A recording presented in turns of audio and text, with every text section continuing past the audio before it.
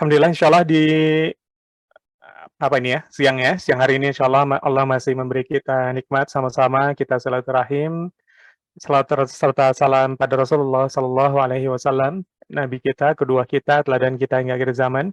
Insyaallah kita di hari ini Jumat 2 Desember 2022 ya, insyaallah 90 menit ke depan insyaallah mudah-mudahan kita bisa sama-sama nanti membahas bareng, mengkaji bareng lagi, banyak hal mudah-mudahan terkait dengan perempuan ya hari ini kita masih, lanjutan episode 2 dari konsep istri salihat dalam Al-Qur'an. Jadi kalau kemarin sudah ikut yang pertama, ini yang keduanya lanjutannya. Nanti kita bahas, spesial kita bahas tentang perempuan dan ujian perasaan.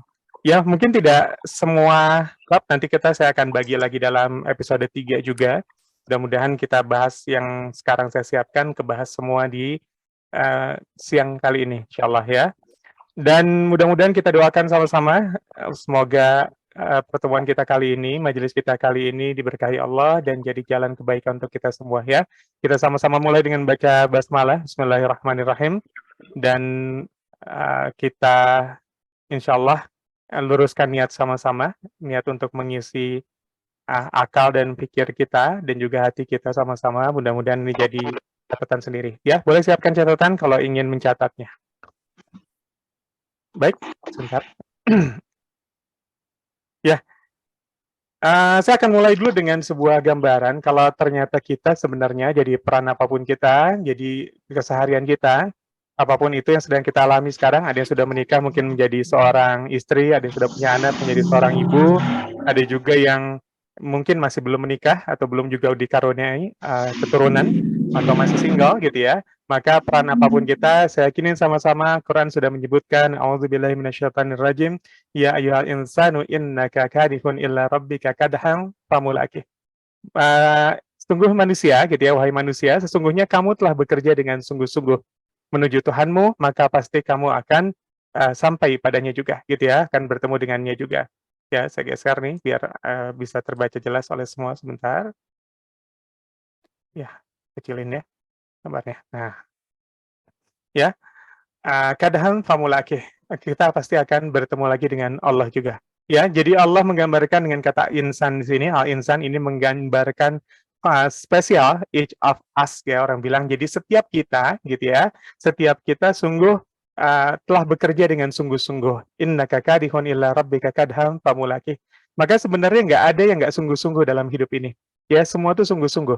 Dalam positif atau negatif, baik atau buruk, mereka melakukan kesungguhan. Ya, makanya yang sekarang menjadi ibu yang baik itu lagi sungguh-sungguh. Tapi ketika ada orang yang hari ini juga menjadi ibu yang nggak baik, sejatinya dia juga sebenarnya lagi sungguh-sungguh tidak baiknya. Ya, ada orang yang lagi rajinnya juga menggambarkan kesungguhan dalam hidupnya. Tapi yang sekarang hari ini lagi malas, nggak tahu mau ngapain juga, ya itu juga sedang dalam kesungguhan dalam malasnya. Ya kita yakini sama-sama sebenarnya hari ini apapun yang terjadi, apapun yang kita alami, termasuk jam-jam yang kita lewati dari pagi tadi, ini sebenarnya adalah hitungan kesungguhan di mata Allah. Apapun yang kita lakukan.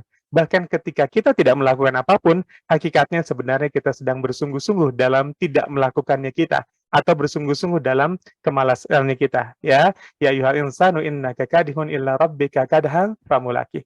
Dan konsekuensi dari setiap kesungguhan, dari setiap yang dikerjakan dengan sungguh-sungguh, dengan serius, ya, walaupun itu tidak melakukan apa-apa, malas ya, konsekuensinya adalah kelelahan atau keletihan.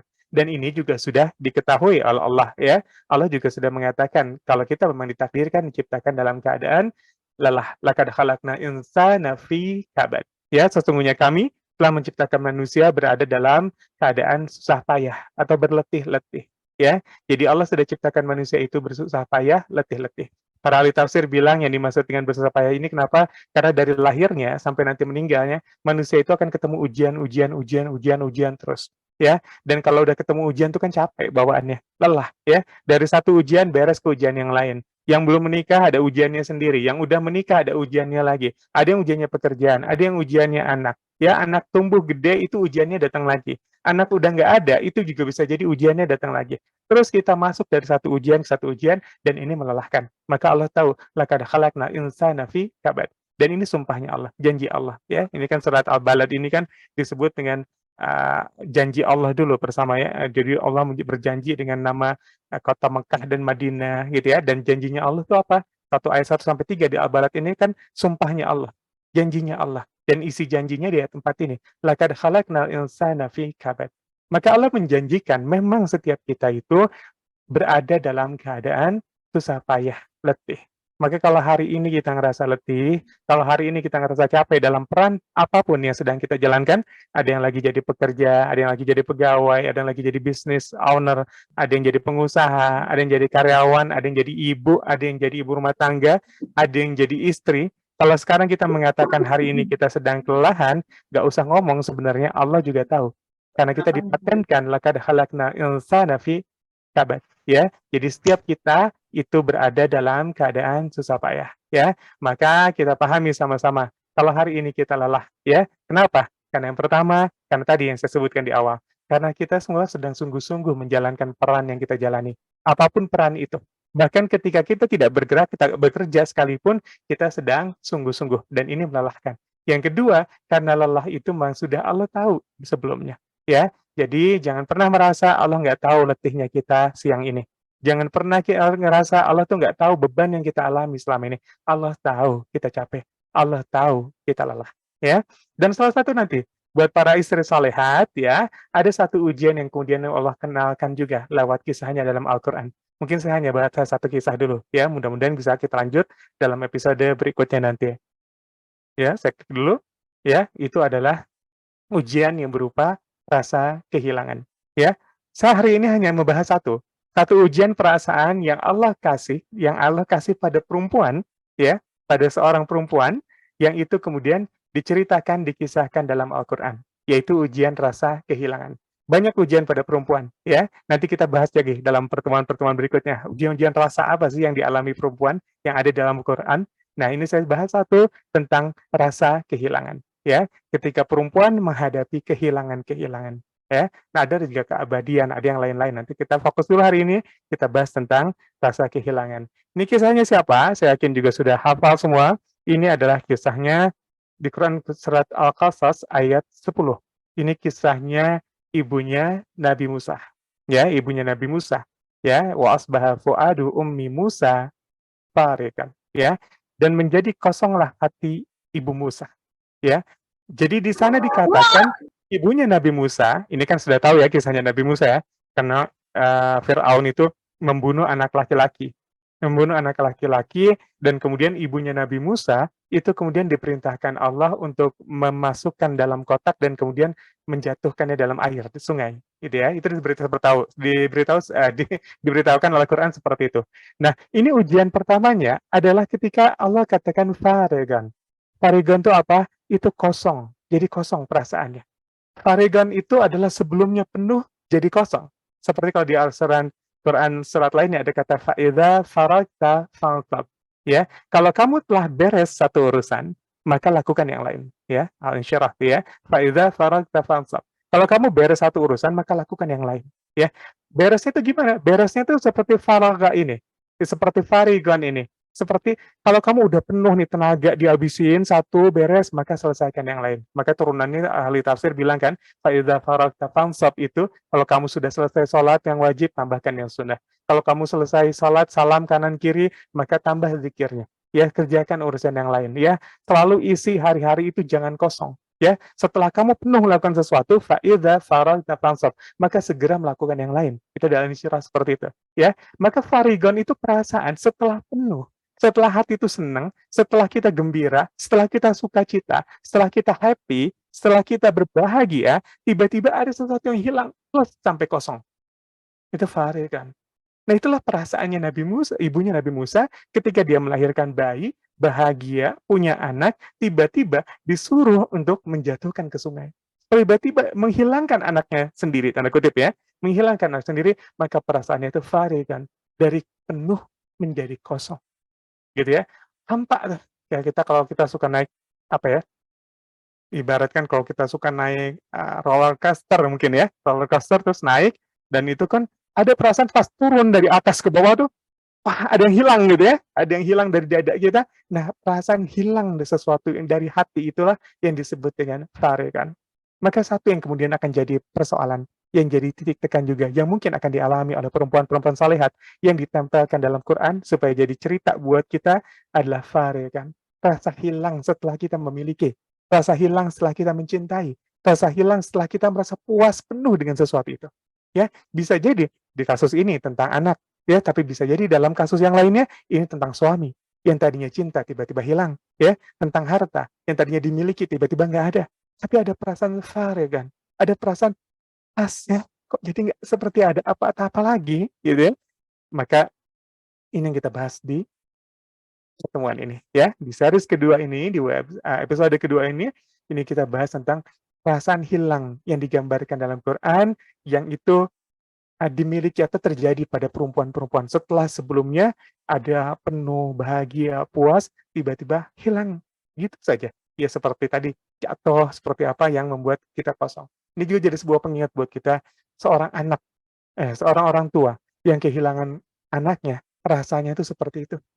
Ya, misalnya ya, ada yang kena musibah kemarin misalkan berapa pekan lalu, itu kena musibah di misalkan di Cianjur gitu ya, ada gempa dan kemudian dia kehilangan anaknya. Nah, rasanya itu begitu.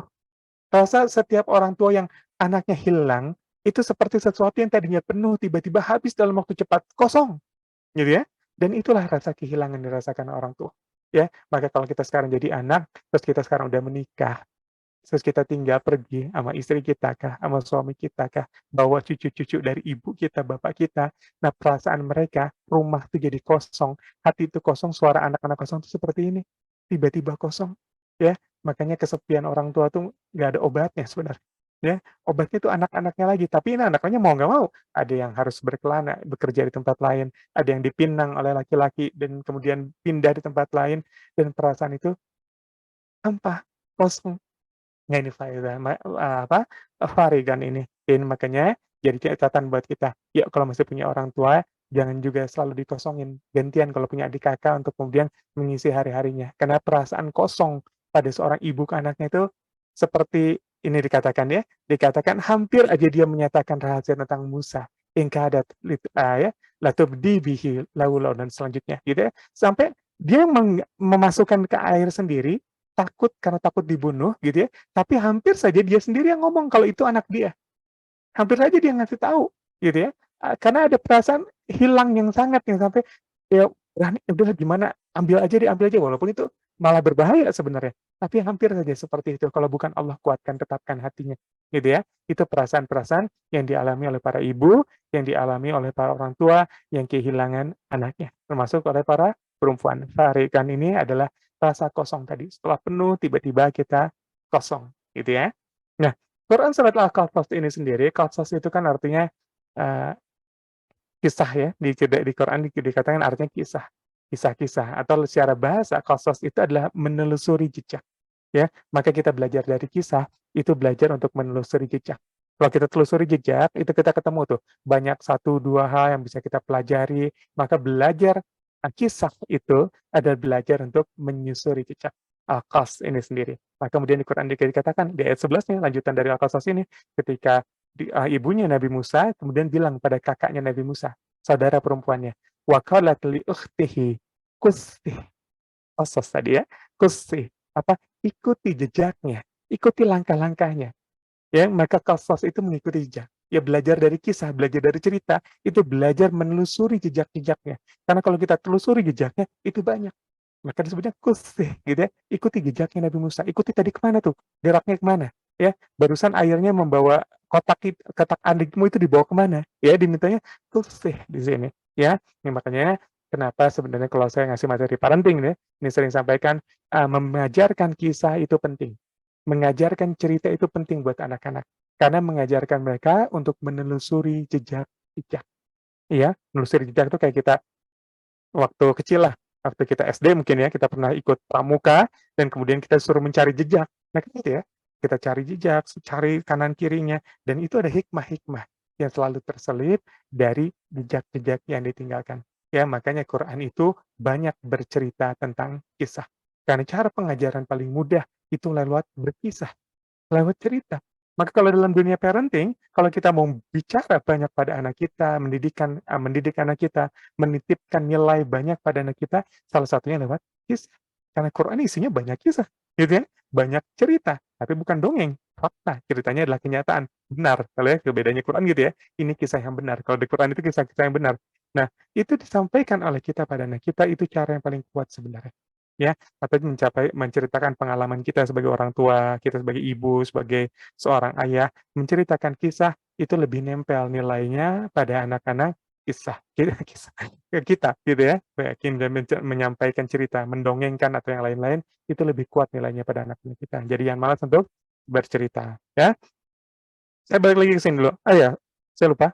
Kalau ada yang kita ingin diskusikan nanti, kita obrolin, silakan langsung di chat room-nya ya.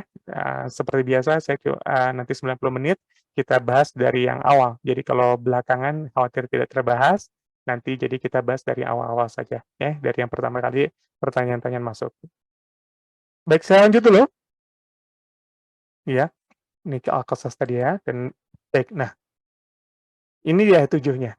Kisahnya ini dimulai di ayat ketujuhnya, kisah Nabi Musa ini, ketika, apa ya, Allah ilhamkan pada ibunya Nabi Musa, ya, untuk kemudian susuilah dia, dan apabila kamu khawatir terhadapnya, maka jatuhkanlah dia ke sungai. Dan janganlah kamu khawatir, dan jangan pula bersedih hati, karena sesungguhnya kami akan mengembalikannya kepadamu dan menjadikannya salah seorang daripada Rasul. Ya, maka kita akan bahas ini hari ini. Jadi kalau kita mengalami kekosongan, kalau kita mengalami kehampaan, kalau kita merasa ada yang hilang dari hidup kita hari ini, maka ini solusinya yang dicontohkan oleh ibunya Nabi Musa, dikisahkan di Quran Surat Al-Qasas, untuk kita telusuri jejak-jejaknya. Ya, gimana cara beliau untuk kemudian dititipkan Allah caranya untuk kemudian mengatasi rasa kehilangan ini. Ya, untuk apapun kita yang sedang kita alami, ada yang lagi hampa karena pasangan, ada yang lagi hampa karena pekerjaan, ada yang lagi hampa karena keseharian, karena orang tua, karena anak, atau karena kehidupannya, ya, hampanya itu tadi dikatakan farigan, yang tadinya penuh tiba-tiba seperti nggak ada rasa gitu ya, hilang, kosong hati ini, maka mudah-mudahan cara Nabi Musa ini bisa menjadi cara para istri salehat untuk kemudian menemukan kembali kehampaan itu, obatnya gimana, gitu ya. Nah, saya ambil dalam sebuah, skema dari ayat Al-Qasas ayat 7 ini, saya ambil dari hikmahnya saja. Nanti ternyata di kisah Al-Qasas ayat 7 tadi, itu terdapat 2 perintah, 2 larangan, dan 2 kabar gembira. Ya, mengatasi kehampaan karena diminta untuk melarungkan atau apa ya, mesungaikan gitu ya, dijatuhkan di sungai. Ya, itu, caranya ternyata di Quran disebut dengan 2 perintah, 2 larangan, dan 2 kabar gembira. Nah, kita bahas ini, mudah-mudahan bisa semua. Kalau nggak bisa semua, kita lanjutkan dalam episode ketiga nanti ya. Sebelum kita masuk tema yang lain, kita selipkan dulu yang ini. Saya klik dulu sebentar. Nah, hikmah yang pertama adalah 2 perintah tadi, ya. Nabi Musa diilhamkan Allah untuk kemudian menjatuhkan bayinya ke dalam sungai, ya. Tapi ada perintah dulu nih sebelumnya. Nah, ini saya klikkan lagi ya, gini. Oops, maaf, sebelumnya saya balikkan dulu nih. Ya, di sini ya. Wa auhayna ila ummi Musa an ardi'ih, gitu ya. Dan kami ilham kepada Nabi Musa, susuilah dia, ya, susuilah dia. Ya, jadi perintahnya adalah untuk menyusui. 2 perintah pertama adalah untuk menyusui. Ya, kita perintah Nabi Musa pertama, ibunya Nabi Musa itu sebelum disuruh menjatuhkan, ya, menjatuhkan ke dalam sungai, itu adalah untuk kemudian menyusui. Maka kita belajar kisahnya dari sini, kisah Nabi Musa itu dimulai dari kisah rada'ah atau persusuan. Ya, kita masuk ke slide berikutnya. Maka kalau sekarang kita dalam peran sebagai seorang perempuan, kalau kita pengen menghasilkan anak kita, keturunan-keturunan yang hebat seperti Nabi Musa, terus keturunan-keturunan yang menyejarah seperti Nabi Musa, kisah pertama anak kita itu dimulai dari kisah persusuannya. Ya, karena diminta pertama untuk menyusui. Ya, maka di sini katakan wal walidatu yuradi'na auladahinna haulain kamilain. Dan para ibu hendaklah menyusukan anak-anaknya selama 2 tahun penuh. Ini perintah Quran. Kita kalau pengen membuat sejarah buat anak kita, kalau pengen mulai membangun sejarah buat anak kita, halaman pertamanya adalah halaman persusuan kita. Ya, halaman ketika rada'ah, masa-masa menyusui. Dan para ibu wal walidatu yuradi'na auladahunna haulain kamilain. Diminta untuk kemudian menyusukan anaknya selama 2 tahun, menyempurnakan persusuan kamilain ya, selama 2 tahun penuh. Maka kalau ada pertanyaan, boleh nggak sih kemudian kita nyusuin anak kita lebih dari 2 tahun? Ya boleh aja. Tapi kalau udah sempurna ngapain ditambahin? Ya kan? Karena Allah katakan, sudah sempurnakan sampai 2 tahun. Bagi yang ingin menyempurnakan penyusuan, itu sempurnakan sampai 2 tahun. Lalu boleh nggak 2 tahun lebih, katanya lebih, ya mungkin ada teori-teorinya ya, tapi kalau kata kamil, kamil itu kan udah sempurna. Ketika Allah mengatakan sempurna aja 2 tahun, saya pikir 2 tahun itu udah sempurna. Ya, boleh saja mungkin 2 tahun lebih ingin masih disusui, tapi 2 tahun sudah sempurna. Jadi kalau udah sempurna ngapain perlu ditambah-tambahin? Gitu kan sebenarnya prinsipnya. Yang kita harus pahami juga dalam konteks persusuan ini sebenarnya. Nah, dan kemudian ketika di sini Allah mengatakan menggunakan kata wal walidat, ya wal walidat. Ya, Quran ketika menyebut ibu itu ada paling tidak dua yang menggunakan dua ya, ada lagi ya sebenarnya, tapi dua yang paling umum digunakan di Quran, dia menyebutnya pakai kata walidah atau dia menggunakan kata ummu atau ummi. Ya, maka tadi dikatakan di Al-Qasas ayat 10 tadi ummi Musa, ya. Di ayat ini wa walidah untuk kemudian apa namanya? Walidah itu adalah ibu yang kemudian menyusui anaknya, melahirkan anaknya. Ya, tapi kalau ummi, dia bicara bukan hanya sekedar melahirkan, bukan sekedar biologis, tapi juga menumbuh kembangkan anak. Ya, maka kalau Quran bicara tentang kata ummi, biasanya disertai sifat-sifat dan karakter-karakternya. Tapi kalau walidah itu biasanya memang perannya dia yang babnya tentang melahirkan. Ya, melahirkan atau kewajiban-kewajiban seorang ibu, menyusui dan lain-lain, gitu ya. Maka kalau kata ummi itu lebih luas maknanya daripada kata walidah, walidah ya. Dan walidah itu setiap walidah adalah ummi, tapi ummi belum tentu walidah, gitu ya. Maka kita temukan nanti ada orang-orang dalam lingkungan kita disebutnya ummi ya, ummahatul mukminin ya, seperti Aisyah sebutnya ummahatul mukminin, ibunya orang-orang beriman, tapi bukan ibu kandung, gitu ya. Maknanya bisa lebih luas, gitu ya. Maka setiap walidah adalah ummu, tapi ummu belum tentu walidah. Gitu, itu seperti pahami. Maka di tempat kita ada tuh, guru ngajian panggilnya Umi, sama tetangganya, Umi, ya wah dipanggilnya Umi. Ya benar, iya tapi bukan ibu kandung. Ya kenapa? Mungkin dia guru ngaji di sekitarnya, atau bermanfaat buat orang sekitarnya, itu dipanggilnya Umi, gitu ya. Maka kalau menyebut Umi, itu bisa jadi ibu kandung, bisa bukan. Ya, walaupun di Quran banyaknya ibu kandung, tapi biasanya disertai dengan karakter. Ya, jadi karakter yang ada pada seorang Ummi atau Ummu, itu lebih melekat kuat daripada sekedar walidah yang hanya sekedar melahirkan. Ya, bukan hanya sekedar ya, maksudnya dia melahirkan tapi belum tentu mendidik anaknya. Ya, dia melahirkan tapi belum tentu mendidik anaknya. Makanya ada ummu madrasatul ula. Seorang ibu tuh mendidik anaknya, harusnya begitu ya, kata para ulama ya. Nah, jadi guru-guru anaknya atau madrasah pertama buat anaknya. Itu karakter-karakter dari ummu tuh. Nah, di sini ya, ayat ini perintah tentang radaah atau hukum menyusui. Hukum menyusui bagi para ibu pada anaknya. Para ibu hendaklah menyusukan anaknya selama 2 tahun penuh, yaitu bagi yang ingin menyempurnakan penyusuan. Dan kewajiban ayah, ya, dan kewajiban ayah memberi nafkah, ya, rizquhunna, ini saya bisa tunjukin ya, wa kiswatuhunna bil ma'ruf. Ya, rizquhunna memberi nafkah, makanan, atau kiswatuhunna atau pakaian bil ma'ruf. Ya, pada ibu dengan cara yang ma'ruf. Seseorang tidak dibebani, melainkan menurut kadar kesanggupannya. Buat siapa? La tukallifu nafsan illa wus'aha. Buat para ayah, ya. Dia tidak dibebani, melainkan sekedar kesanggupannya. Ini jadi sebuah turunan nanti, salah satu faktor penentu nafkah itu adalah memang kemampuan si ayahnya tadi. Ya, yang kemudian katakan, jika jangan seorang ibu menderita kesengsaraan karena anaknya dan seorang karena anaknya. Nah, ibu jangan menderita karena anaknya, ayah jangan juga menderita karena anaknya. Kenapa? Karena beban ketika kita punya anak itu pasti sudah mampu Allah berikan pada kita. Ya, sebelumnya dikatakan la tukallifun nafsun illa wus'aha, ya. Karena Allah turunkan beban, kalau kita anggap anak itu beban, itu kita pasti sudah bisa menanggungnya juga kok. Makanya nggak usah, kita nggak akan menderita karena anak kita. Seorang ibu jangan dibiarkan menderita karena anaknya, seorang bapak juga jangan menderita karena anaknya, ya. Kemudian selanjutnya, apabila ingin menyapih sebelum 2 tahun dengan kerelaan keduanya dan pemusyawaratan, maka tidak ada dosa bagi keduanya. Ya, ini ternyata hukum menyapih aja, kalau seorang ibu yang punya ASI kan ibu ya, maaf ya, yang punya air susu ibu itu kan ibu. Tapi ketika dia mau menyapih sekalipun, ternyata musyawarah antara keduanya. Ajak ngomong bapaknya. Ya, ini bicara tentang makanya dalam Islam sekalipun, ternyata musyawarah itu dipakai. walaupun ar-rijalu qawwamuna 'alan nisa, gitu ya. Walaupun seorang laki-laki itu adalah pemimpin bagi seorang perempuan, tapi ternyata bab persusuan aja, ini musyawarah. Ya, kalau bab tentang air susu aja yang urusan maaf ya, sepele dan sepertinya ada satu yang memiliki gitu ya, itu diminta untuk musyawarah, apalagi bab lain dalam rumah tangga kita, ya. Ini tuntunannya untuk apa? Musyawarah kalau ada sesuatu sama suami, sama istri. Ya, kalau bab gini aja kita diminta musyawarah. Dan jika kamu ingin anakmu disukakan pada orang lain, maka tidak ada dosa bagimu apabila kamu memberikan pembayaran menurutnya yang patut atau upah ya. Bertawakallah pada Allah dan ketahuilah bahwa Allah Maha melihat apa yang kamu kerjakan. Nah, turunannya kan di sini hukum rodaah jadinya ya. Apa gimana jadi turunan hukum rodaah? Kalau kita ngelihat Imam Syafi'i ya, dia mengatakan ayat ini itu bukanlah membuat seorang ibu wajib menyusukan anaknya. Tapi kewajiban persusuan, tanggung jawab penyusuan anak, itu ada pada orang, bapaknya. Bapaknya yang punya kewajiban ini.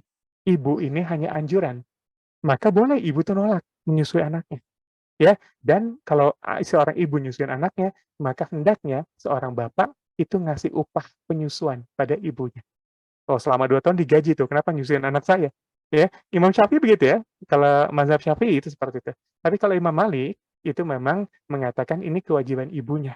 Ya, ini kewajiban ibunya, maka tidak wajib sebenarnya membayar gaji, seperti itu, pada bapaknya. Ya, terserah mau di mana yang dipakai, ya itu kan ada yang nuntut, "Saya nyusuin anak kamu, gaji saya dong," kata ada seorang ustadz begini, ya memang ada, memang soalnya Imam Syafi'i, mazhab Syafi'i memang menurunkannya seperti itu, ya tentang persusuan ini. Tapi terlepas dari hukum, rada'ah atau persusuan tadi ya, ini kita sekarang sedang bicara kalau ternyata kisahnya Nabi Musa itu dimulai dari persusuan. Maka kalau ada seorang ibu yang ada persoalan dengan anaknya, yang ingin membuat cari sejarah pada anaknya, walaupun, berat gitu ya, maka persusuan ini jadi poin pertama sebenarnya. Ya, seorang bapak juga nih, ya ASI tentang siapa yang nyusuin anak kita. Kalau itu adalah ibunya sendiri yang nyusuin, asupan, makanan, semua untuk dia supaya ASINya sehat, ASINya lancar gitu ya. Itu dipikirin oleh bapak. Karena kisah tentang anak-anak kita itu dimulai dari kisah persusuannya. Gitu seperti itu. Ya. Dan kemudian bicara satu Al-Maidah. Ya, di sini kata cerita tentang mal masih ibnu Maryam illa rasulu qad khalat min qablihi rusulu wa ummuhu siddiqah. Ya, di sana dikatakan Al-Masih putra Maryam hanya seorang rasul yang sesungguhnya telah berlalu sebelumnya beberapa rasul dan ibunya seorang yang sangat benar. Ini mengatakan kata ummu tadi ya, yang saya katakan walidah itu adalah siapa yang melahirkan, siapa yang mengandungnya gitu ya, tapi belum tentu mendidiknya. Tapi kalau ummu sering ditempatkan pada karakter-karakternya juga. Ya, jadi ada sesuatu yang nempel juga pada sisi ummu itu. Ya, dia mau didik, dia mau ngurus, dia membesarkan, ya, maka sering disampaikan sifat-sifat. Maka di sini termasuk kan wa ummuhu siddiqah. Dan Maryam gitu ibunya Nabi Musa gitu, Nabi Isa gitu ya. Itu adalah seseorang yang sangat benar. Itu seperti itu. Ya, dan kemudian makanya ketika ada perintah Allah untuk kemudian di Quran Surah Luqman untuk berbakti, wa wasaina insana biwalidayhi hamalathu ummuhu wahnan ala wahnin wa fisaluhu ya. Dan kami perintahkan pada manusia untuk berbuat baik ya pada kedua orang tuanya. Walidayhi ya. Aidaihi berarti keduanya ya, bukan cuma bapak tapi juga ibunya, bukan cuma ibu tapi bapaknya untuk kemudian berbuat baik, berbuat ihsan. Di ayat lainnya juga banyak ya. Kita diperintahkan untuk berbuat baik pada ibu bapak kita. Nggak menyebut tentang pada kata ummu ya, tapi pada kata walidah. Artinya apa? Perintah birrul walidain itu terjadi kita harus bersikap baik pada orang tua kita, bukan semata-mata karena orang tua kita mendidik kita dengan baik. Ya, bukan semata-mata karena itu. Ya, bukan karena orang tua kita ummu, tapi karena dia telah melahirkan kita. Karena dia telah mengandung kita. Ya, jadi artinya apa? Sejahat-jahatnya orang tua kita, ya, tetap saja kita harus memperlakukan dia dengan baik. Birrul walidain. Ya, jadi birrul walidain itu apa? Ya tadi, perintahnya adalah pada kata walidain. Jadi pada orang-orang yang telah mengandungmu, melahirkanmu, menjadi sebab lahirnya kamu ke dunia. Walaupun mungkin dia tidak mendidik kita. Walaupun mungkin dia tidak menghidupi kita dengan baik. Walaupun mungkin dia tidak menjadi contoh teladan terbaik buat kita. Walaupun mungkin kasar. Walaupun mungkin nggak pernah menyenangkan kita. Walaupun mungkin pergi meninggalkan kita, kemana? Tapi selama dia menjadi sebab kita lahir di dunia, maka perintah Quran adalah untuk berbuat baik padanya. ya, untuk berbuat baik pada walidah, pada ibu-ibu yang mengandung, melahirkan, atau bapak-bapak yang menjadi sebab lahirnya kita.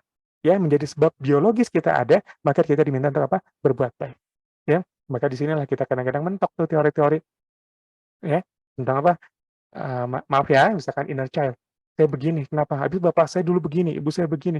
Kalau kita sudah berislam itu harus dilupakan tuh.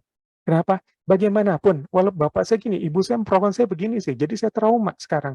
Kalau kita sudah mewarnai diri kita, gohi, apa ya, menghiasi warna hati kita, pikiran kita, dan hidup kita dengan Islam sebagai way of life-nya, sebagai jalan hidup kita, maka mau nggak mau, kita nggak bisa bawa-bawa teori inner child ini terus-terusan. Ya, terus-terusan dalam keseharian kita, maksudnya gitu ya, bukan dalam konteks penyembuhan, pengobatan, atau yang lain-lain ya, tapi dalam keseharian kita, kita harus belajar melupakan. Kenapa? Karena perintah ini turun tanpa menyebut dia sebagai seorang ummi atau abi.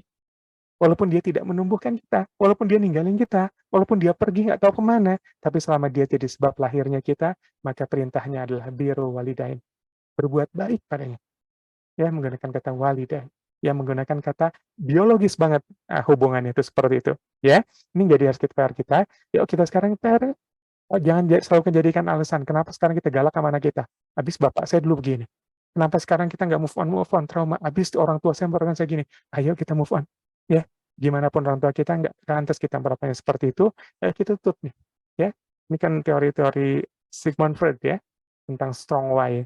Yang jadi kita begini karena begini alasan masa lalu gitu ya. Nah, teori-teori ini kan postmodern ya. Ada teori postmodern tentang what for ya, Adler ya, itu tentang setelah Sigmund Freud yang tentang strong why itu kan what for ya, teorinya adalah kita tuh terputus sama masa lalu dan kita membangun sesuatu di masa depan. What for? Apa sih yang kita pengen lakukan sekarang? Apapun yang telah terjadi dulu sebelumnya, gitu ya. Tapi Islam ini kan menuntun keduanya seimbang. Islam nggak melupakan kalau ternyata kita punya kisah masa lalu. Islam nggak melupakan nasab itu nempel. Ya, Islam nggak melupakan kalau ternyata ada pengaruh dari kedekatan nasab dan lain-lain. Islam nggak melupakan itu, gitu ya. Tapi di saat yang sama, Islam juga meminta kita, ayo berpikir ke depan. Ya, kalau tadi discontinue kan, kalau teori yang postmodern itu discontinue, what for tuh. Jadi kita ngelupakan aja yang dulu, ya kita bikin aja yang baru, nggak usah pedulikan yang lalu, gitu ya. Tapi kalau teorinya itu terlalu quoted dengan masa lalu, ya, Sigmund Freud, maka Islam ini kan mengkombinasikan, bukan mengkombinasikan, karena lahirnya Islam duluan. Islam ini kan ada keduanya. Kita membangun sesuatu, nggak bisa berkutat terus masa lalu yang buruk. Kita harus berani untuk membangun sesuatu yang ke depan. Walaupun mungkin sesuatu yang buruk di belakang, itu bisa mempengaruhi kita. Ya, tapi nggak terus bisa dijadikan pembenaran buat setiap langkah hidup kita. Ini harus kita yakini sama-sama. Ya, maka perintahnya, وَوَصَّيْنَا الْإِنسَانَ بِوَالِدَيْهِ حَمَلَتْهُ أُمُّهُ وَحْدًا عَلَىٰ وَحْنٍ وَفِصَالُهُ فِي, ya, selanjutnya. Ya, kita berbuat baik walaupun dia bukan ibu yang melahirkan, bukan yang ibu yang mendidik dan menumbuhkan kita dengan baik. Walaupun dia ibu atau bapak yang mungkin pergi dan nggak pernah kita tahu, tiba-tiba sekarang baru datang sama kita. Ya, berbuat baik apapun yang pernah mereka lakukan pada kita. Ya, ini sebentar ya. Seberapa menit lagi ya, masih cukup lah ya. Ini kalau nggak saya keburu, saya bahas lagi di pertemuan ketiga ya, karena slide-nya banyak sebenarnya. Nah, ini yang pertama, ya, ada dua perintah oleh Allah, sesuai dan taat. Maka setiap orang tua, terutama ibu, ya, karena ini salehah, yang sekarang Allah uji dengan kehampaan, terutama dalam bab anaknya, misalnya, ada sesuatu yang hilang dengan anaknya. Anaknya hilang kok seperti nggak kenal saya setelah remaja. Anaknya hilang setelah kok ninggalin saya begitu aja, lupa sama saya sekarang setelah dia menikah dan lain-lain. Atau yang lain-lain. Atau kita sebagai anak yang jangan membuat hampa atau kosong anak kita, maka perintahnya Allah katakan ada dua perintah, satu sesuaiin dulu. Yang kedua, taat. Kenapa? Allah katakan ya di Quran surat lain yang sama masih kisah Nabi Musa, yaitu ketika diletakkanlah ia Musa. Ini perintah Allah juga pada ibunya Nabi Musa, dibahas di Quran surat At-Taha, ayat 38 sampai 40. Yang letakkan Musa dalam sebuah peti, kemudian lemparkan ia ke sungai Nil, maka pasti sungai itu membawanya ke tepi, supaya diambil oleh Fir'aun, musuhku dan musuhmu. Dan aku telah melimpahkan kepadamu kasih sayang yang datang dariku, supaya kamu diasuh dalam pengawasanku. Ya, berikutnya, setelah diminta nyusuin, dia perintahkan berikutnya apa? Diperintahkannya untuk masukkan ke dalam kotak, ya. Bahkan di sini disebutkan katanya tabut, ya. Tabut itu kan kotak, ya. Tapi lebih spesifiknya lagi kotak mati, ya. Digambarkan sebagai kotak mati. Kenapa? Karena seperti udah mau mati aja tuh. Bayi kecil dimasukin ke dalam kotak, dimasukin ke sungai. Itu kan seperti menyerahkan, ya ini mah kayak bayi nggak bisa ngapa-ngapain lagi gitu kan. Apalagi disebutkan oleh Allah maka sungai itu membawanya ke tepi supaya diambil oleh Firaun. Ini justru akan diambil oleh orang yang mencari-carinya. Dan Allah sudah kasih tahu dulu kabarnya. Dan kan Allah sudah mengabari pada ibunya dulu, kalau supaya masukkan ke dalam kotak, kalau kotak biasa, tapi disebutnya dengan tabut. Seperti apa? Kotak mati. Ya. Kotak mati yang kenapa? Karena seperti orang yang dimasukkan ke dalamnya itu udah mau mati, ya kan? Udah nggak bisa ngapa-ngapain, masukkan ke sungai Nil yang besar, ya. Kemudian dikasih Allah, nanti ini kotak ini akan dibawa ke tepi, dan ke tepinya itu akan diambil oleh Fir'aun. Waduh, yang serem. Kenapa? Malah diarahkan ke orang yang memusuhinya, atau orang yang ingin membunuhnya, gitu ya. Dan aku telah melimpahkan kepadamu kasih sayang yang datang dariku supaya kamu diasuh di bawah pengawasanku, ya. Tapi diminta oleh Allah apa? Taat, ya. Setiap perintah taat itu kan selalu disertai dengan janji, ya. Selalu disertai dengan janji, ya. Tapi juga tidak selalu disertai dengan pasti, tanda kutip pastinya manusia, ya kan? Kita kadang-kadang diminta oleh taat untuk sesuatu, tapi benar nggak sih kata Allah ini jalan kemudahan? Kata Allah begini, kata Allah begini. Tapi ujian taat itu kan atau kisah-kisah taat atau cerita taat itu kan menjadi indah, menjadi menyejarah karena kita diminta melakukan sesuatu tanpa kita tahu sebab dari sesuatunya itu. Atau nanti kalau udah gini gimana? Janji sih Allah memberikan janji. Kalau kita taat akan selalu jalan keluar. Kalau kita takwa akan diberikan jalan keluar dari arah yang tidak terduga-duga. Tapi hanya janji, maaf ya, sifatnya seperti uh, membuat kita optimis, tapi tidak diturunkan langsung bentuk angka. Misalkan kalau kita gini akan bentuknya sesuatu yang sepertinya teknis, gitu ya. Tapi hanya janji Allah yang udah taat aja. Kenapa? Allah pasti akan kasih limpahkan kasih sayang pada anakmu. Udah lakukan aja. Ya seperti kita punya problem, kita punya masalah, yang kita lakukan sekarang udah taat aja. Kenapa? Sholat aja, udah berzikir aja. Kayak kita nanya ke Ustadz, Ustadz punya masalah, apa besok harus begini, besok suami saya mau gini, besok saya mau ditalak, atau yang lain-lain. Terus Ustadz bilang, udah bismillah, ambil Quran, zikir dulu, ambil wudhu, jangan pikirin, taat dulu. Kalau pikir udah mentok, ganti dengan zikir. Ya, kalau kita sabar udah mentok, ganti dengan syukur. Saya udah nggak bisa sabar ngadepin suami saya, ngadepin istri saya, ngadepin anak saya, ganti dengan syukur. Bilangnya alhamdulillah dulu, alhamdulillah. Ya, kita nggak tahu, kita lakukan aja, gitu ya. Maka kisah-kisah taat itu menjadi melegenda, menjadi indah, menjadi semerbak, karena ketika dia melakukan, dia nggak tahu loh, kalau habis ngelakuin itu dia dapat apa. Dia dibalas apa dengan Allah. Jadi apa enggak, janjinya benar apa enggak, gitu ya. Ini kan ujian taat, makanya ada di hati. Maka istri salihah, kemarin sudah kita bahas di episode pertama ya, itu adalah qanitat, taat-taatnya itu dalam. Ya, lakuin aja dulu, walaupun kita nggak tahu ini logis apa enggak, walaupun kita nggak tahu ini gimana nanti, gitu ya. Karena kadang-kadang dan sering kali ya, perintah taat tidak disertai dengan ruang untuk bertanya atau berdiskusi. Kita cuma diminta untuk ngelakuin sesuatu, percaya aja. Tanpa kita dikasih ruang untuk tanya jawab, nanti kalau nggak jadi gimana? Nanti kalau ternyata tenggelam duluan sebelum nyampe pinggir gimana? Nanti kalau ternyata diambil Fir'aun terus langsung dibunuh gimana? Ibunya Nabi Musa nggak dikasih ruang bertanya itu maaf pada Allah. Ya, cuma diminta untuk ngelakuin dan nggak ada ruang bertanya. Ya, maka lakuin aja perintah yang Allah turunkan pada kita. Kalau kita punya masalah apa? Wasta'inu bis-sabri was-salah. Maka orang-orang beriman gitu ya, minta tolongnya dengan sabar dan salat. Tapi bener nggak habis salat nanti saya dapat uang? Habis sholat saya bisa bayar utang, habis sholat saya gini, lakuin aja dulu semuanya. Kita nggak tahu nyampainya kapan, kita nggak tahu jawabannya seperti apa, perintah taat jadi hebat, karena kadang-kadang kita diminta melakukan sesuatu tanpa tahu juga sebenarnya ini ngefek apa nggak sebenarnya dengan hidup kita, ya, dan nggak ada ruang bertanya lagi. Yang kita nggak ada ruang bertanya, selain udah lakuin aja dulu. Kita nggak bisa berdiskusi di situ. Nanti kalau ini gimana? Kalau ini gimana? Kalau ini gimana? Ya, kita diminta untuk taat pada Allah, ya seperti itu. Maka demikian sama dengan ketaatan pada suami. Kadang-kadang, selama perintahnya mutlak benar, ya, tidak ada keraguan tentang ini dosa ataupun keburukannya, maka taat aja. Walaupun kita juga bingung kalau dicerna. Emang kalau habis taat ini bakal jadi apa? Emang kalau gini gimana? Gitu. Tapi ikutin aja dulu. Supaya apa? Supaya kita mendapatkan berkah nilai dari ketaatan itu. Dan itu kadang-kadang cerita taat itu jadi hebat. Karena kita nggak tahu loh depannya gimana. Hanya kita lakukan sami'na wa ata'na, tiba-tiba Allah balas dengan sesuatu yang tidak terduga-duga tadi. Nah, inilah kisah-kisah taat itu jadi hebat di sini, gitu ya. Nah, yang kedua tadi Allah perintahkan, ya, yang pertama Allah mintakan untuk menyusui, yang kedua Allah mintakan untuk apa? Masukkan ke sungai, dan nanti dia akan sampai ke pinggir, dan nanti apa? Untuk taat aja. Walaupun nggak tahu nanti nasibnya gimana, Nah, untuk setiap kita yang sekarang lagi punya kekosongan, ayo lakukan 2 perintah ini. Ya, kalau itu masih tentang anak kita, maka susui. Kemudian apa? Taat. Kalau kita dapat petunjuknya salat duha, duha. Kalau kita merasa harus salat tahajud, tahajud. Kalau kita mesti harus memperbanyak bacaan Quran, kita banyakin. Dan semua itu disebutkan banyak. Ya, disampaikanlah para ulama dengan banyak, ayo banyakin lagi, banyakin. Kalau yang kita tahu, itu cara kita bertahan dari persoalan ini. Itu cara kita keluar dari masalah ini. Itu cara kita tenang dari gulatan-gulatan batin dan pikiran ini. Maka lakukan dulu. Ya, nggak usah pikir dulu hasilnya gimana. Biar Allah yang menentukan yang terbaik untuk kita. Biar Allah yang memberi hadiah terindah dari taatnya kita. Ya,